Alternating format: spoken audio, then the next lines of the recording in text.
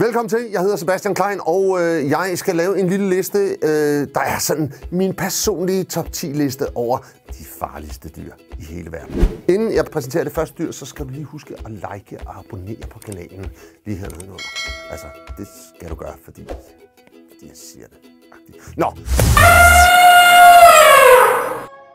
På 10. pladsen, mine damer og herrer, der finder vi et sindssygt fedt dyr, nemlig den brasilianske vandreedderkop. Verdens giftigste eller verdens farligste edderkop. En af de edderkopper, der har flest menneskeliv på samvittigheden. Og så tænker I, det må være tusindvis af mennesker, fordi edderkopper er jo sindssygt giftige og mega farlige. Nej, de er ikke! Fordi man har undersøgt tilfælde, faktisk 7.000 tilfælde, hvor mennesker er blevet overfaldet og bidt. Og af de 7.000 tilfælde var der 10 mennesker, der døde. Men folk er jo alligevel sindssygt bange for den, og den er også aggressiv, og så har den en tendens til, at den kan rigtig godt lide at opholde sig i bananplantager. Og det vil sige, at det er sket, at den er kommet med bananer, der er blevet eksporteret til andre lande. I 2007, der skete der nemlig det, at man i en Netto-forretning i Danmark fandt en brasiliansk vandreedderkop, der løb rundt i butikken i Netto, og alle folk skreg og hylede og tænkte, hvad skulle de gøre, indtil der var en snarrådig Netto-medarbejder, som greb en dåse hårlak og sprayede på det stakkels dyr, som øjeblikkeligt stivnede. Men den brasilianske vandreedderkop, 10. pladsen på de farligste dyr. På 9. pladsen på min personlige liste over verdens farligste dyr finder vi, mine damer og herrer, Komodo-varanen. Verdens største øgle. Verdens største firben. Den bliver 3 meter lang. Den lever på nogle øer nede i Indonesien, og den er et bedst ud over alle grænser. Den er giftig, den har et giftigt bid, den har mange bakterier i munden. Man skal ikke blive bidt af en Komodo-varan. Det var der ikke desto mindre en håndfuld dykkere, der gjorde i 2007, eller var det 8, hvor de strandede på øen Rinca. De havde været ude og dykke et eller andet sted og var kommet væk fra deres båd, og så endte de op på stranden, hvor de blev angrebet af Komodo-varaner. De måtte stå med deres blybælter og slå dem i hovedet, og hvad ved jeg, for at undgå at blive bidt. De klarede den, men det sker indimellem, at folk ikke klarer den. Og der var en mand, der et par år efter faldt ned fra et æbletræ, og der blev han så, mens han lå der, blev han overfaldet af Komodo-varaner, og han er altså det sidste dødsfald, der har været ved Komodo-varaner, og der har været mindst 14 mennesker igennem tiden, der er blevet slået ihjel af Komodo-varaner. På plads nummer 8 på min personlige liste over de farlige dyr i verden, der finder vi et dyr, som de fleste nok ikke lige forbinder med farlige dyr, nemlig chimpansen. Det er nemlig sådan, at chimpanser de kan være meget, meget aggressive. Det kan de være over for hinanden, det kan de være over for andre aber, og det kan de også være over for mennesker. Et af de grelleste eksempler stammer fra 1990'erne fra Kibale National Park i Uganda. I 1990'erne var der nemlig en særlig hanchimpanse, som blev kaldt Saddam, efter den irakiske diktator Saddam Hussein. Og Saddam han havde ved flere lejligheder angrebet mennesker, og endda slået mennesker ihjel og spist dem. Det endte simpelthen så galt, så der blev indledt en sand klapjagt på Saddam, efter han havde adskillige menneskeliv på samvittigheden, og så fik de altså ramt på ham til sidst og fik slået den menneskeædende abe ihjel. Så chimpansen, jo, det er et farligt dyr. På 7. pladsen over verdens farligste dyr har jeg placeret alligatoren. Og alligatoren, den finder vi typisk i sydstaterne i USA. Grunden til, at jeg har placeret alligatoren, hvor jeg har placeret den på 7. pladsen, det er fordi, at der er en fantastisk historie om en alligator. Og den er ved at være 100 år gammel, fordi den stammer fra 1920'erne, hvor der var en alligator i Florida, som blev kaldt totået Tom. Det var en meget, meget stor alligator. Han havde angrebet kvæg, han havde angrebet heste, og han havde også angrebet mennesker, og man ville rigtig gerne slå ham ihjel. Og på et tidspunkt var der en gammel knak, som havde fundet ud af, i hvilken del af sumpene han boede. Og han satte 10 spande med dynamitstænger op ude i den her sump. Og så detonerede han hele møget på én gang. Folk kom til fra nær og fjern, og der stod ham, den gamle mand, og sagde, jeg har dræbt totået Tom. Og de stod der og snakkede, og mens de stod der, alle de der folk, der kom til, så lige pludselig lød der et skrig. Og det var den gamle mands barnebarn. Og de løb hen mod skriget, og de nåede lige at se totået Tom forsvinde med barnebarnet ned i sumpen. Og siden er han faktisk ikke blevet set. Og der er rygter om, at han lever derude. Det er nok ikke nogen hemmelighed, at jeg er en kæmpe dyrenørd. Derfor har jeg skrevet bogen De 100 mest fantastiske, mærkeligste, gådefulde, farligste, klammeste og truede dyr i hele verden. Og husk, det er aldrig for tidligt at lære noget nyt.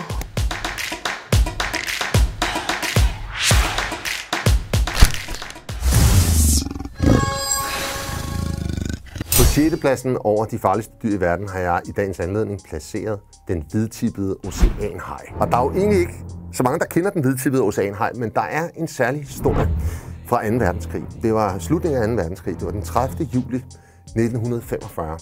Der sejlede skibet USS Indianapolis i Stillehavet, og der blev den overrasket af en japansk ubåd, som sendte torpedoer afsted mod den, og 2 af torpedoerne ramte USS Indianapolis, som sank. Så i flere dage så lå de her besætningsmedlemmer i vandet. Nogle af dem var kommet til skade, nogle af dem blødte, og det tiltrak hajer. Især hvidtippede oceanhajer, som begyndte at æde af besætningsmedlemmerne.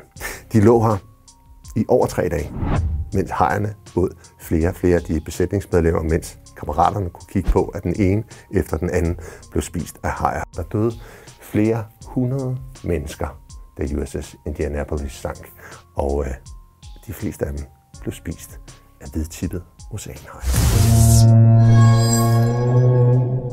På 5. pladsen over de farligste dyr i verden har jeg placeret nilkrokodillen. Nilkrokodillen, en af verdens absolut største krokodiller, kan blive over 6 meter lang og kan veje over et ton. Og en af de historier, som jeg synes er mest fantastisk, det er historien om Gustav, som var en nilkrokodille, der levede i Tanganyika-søen i Burundi i Afrika. Og Gustav var kendt for at angribe mennesker, og efter sigende har han over 300 menneskeliv på samvittigheden. Så hvis du nogensinde tager til Afrika, tager til Burundi, måske går en tur ved Tanganyika-søen, så hold øje. Nej, kunne være, at Gustav havde fået øje på dig. På 4. pladsen over de farligste dyr i verden har jeg placeret mit personlige, absolutte yndlingsdyr, tigeren.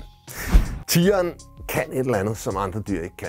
Den kan finde på at angribe alt lige fra slanger, aber, vildsvin til næsehorn og sågar til elefanter. Tigeren er ikke bange for noget som helst, og den mest imponerende historie, det er jo om tigeren fra Champawat, hvor den kastede sig over mennesker og blev en såkaldt menneskeæder. Og tigeren fra Champawat, den åd 200 mennesker i Nepal, før den flygtede til Indien, åd 200 flere mennesker, således at den alt i alt havde et godt stykke over 400 mennesker, inden den blev skudt af storvildtjægeren Jim Corbett. Det er sket flere gange siden, og også sket flere gange før, der har været de her menneskeæder.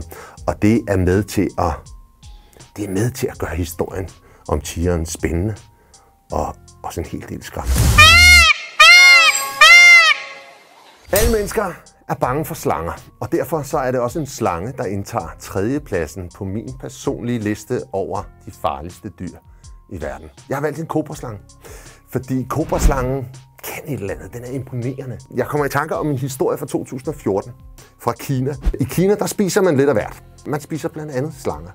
Og der var en kinesisk kok, der skulle tilberede en kobraslange. Og han huggede hovedet af den, som man jo gør, når man skal tilberede en kobraslange. Og så tilberedte han den her slange, og så på et eller andet tidspunkt, så han hovedet, det lå derovre, så skulle han lige tage hovedet og smide i skraldespanden. Men det er sådan, så slanger, de har jo nerver, og de kan bevæge sig og reagere lang tid efter, at de egentlig tilsyneladende burde være døde. Så da han tog fat i kobraslangens hoved, der bed den ham. Han nåede simpelthen ikke at komme på hospitalet og få modgift, før den her kinesiske kok døde. Og han er den første i verden, der nogensinde er blevet slået ihjel af en kobraslange, der i virkeligheden var død. På 2. pladsen over de farligste dyr i verden har vi et dyr, der tidligere faktisk var på 1. pladsen, men som nu er blevet overhalet. Det vil sige, at den er ikke blevet overhalet. Den er faktisk bare blevet gjort mindre farlig. Det dyr, jeg taler om, er selvfølgelig myggen. Myg spreder mange sygdomme. Den mest kendte er måske malaria. Malaria er skyld i, at der er mange mennesker, der dør. Mange tusindvis af mennesker, der dør hvert evig eneste år. Men for en 20-30 år siden, der var det nok malaria, der slog allerflest mennesker ihjel. Det var millioner af mennesker, der døde hvert evig eneste år. Men siden har der været en indsats. Der har været nogle rige mennesker i USA, blandt andet en fyr, der hedder Bill Gates, som har samlet penge sammen til at bekæmpe malaria, og det er lykkedes. Og det vil sige, at der nu er omkring 400.000 mennesker om året, der rent faktisk dør af malaria. Det er jo sindssygt mange mennesker, men det er ikke så mange som nummer 1, som jeg kommer til lige om et øjeblik. Før vi kommer til førstepladsen over de farligste dyr i verden, så husk lige at like og abonnere på den her kanal. Har du liket? Har du abonneret? Ja, okay. Førstepladsen.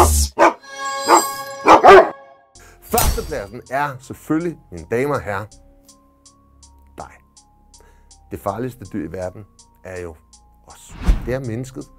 Mennesket dræber andre mennesker. Mennesket slår andre mennesker ihjel, enten med vilje eller utilsigtet. Det kan være nogle folk, der bliver slået ihjel i bilulykker af andre mennesker, men der er også rigtig mange, der bliver slået ihjel i krige. Og der er også mord. Millioner, op mod 2, måske endda 3 millioner mennesker, bliver slået ihjel hvert eneste år af andre mennesker. Så pas rigtig godt på, fordi det kan være, at verdens farligste dyr er lige i nærheden af dig. Tusind tak, fordi I kiggede med. Husk at se de andre videoer, og skriv lige i kommentarfeltet, hvad for et dyr du mener er det farligste i verden.